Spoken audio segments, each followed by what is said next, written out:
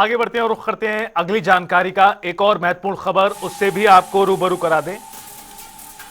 Samajwadi party के supremo Akhilesh Yadav Jaunpur पहुंचे हैं और सपा कार्यकर्ता के पति को श्रद्धांजलि देने पहुंचे हैं। सपा के चीफ यूपी सरकार पर इस मौके पर उन्होंने निशाना साधा।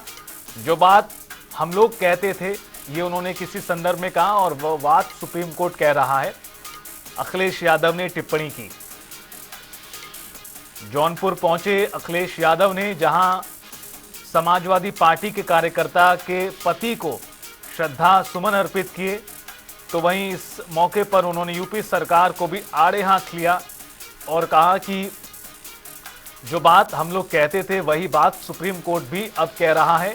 उत्तर प्रदेश में कानून व्यवस्था है ही नहीं, कानून व्यवस्था के नाम पर कुछ भी नहीं है।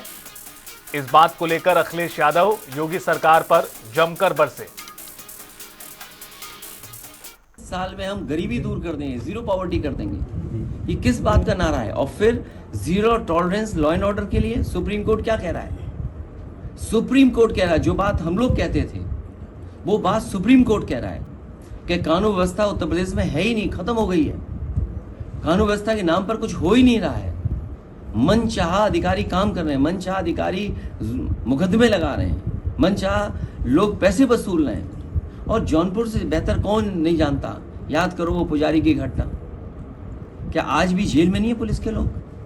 मुझे वो दिन याद है जब एक बच्चा केवल टिकटॉक बना रहा था, वो मुस्लिम बच्चा था, टिकटॉक बना रहा था, पुलिस ने दबाव बनाया, उसके बाप पिताजी से पैसा लेना चाहते थे, जान चली गई। बाद में हमारा पूरा डेलीगेशन पार्टी का पहुंचा था, न जाने कितने बेगुनाहों को मार दिया।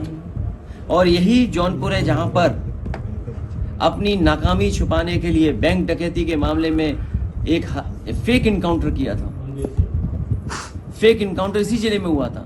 और कैसी सरकार है सोचिए आप, जब सवाल खड़े हुए जवाब नहीं दे पाए तो उन्होंने बैलेंस करने के लिए छतरी की भी जान ले ली।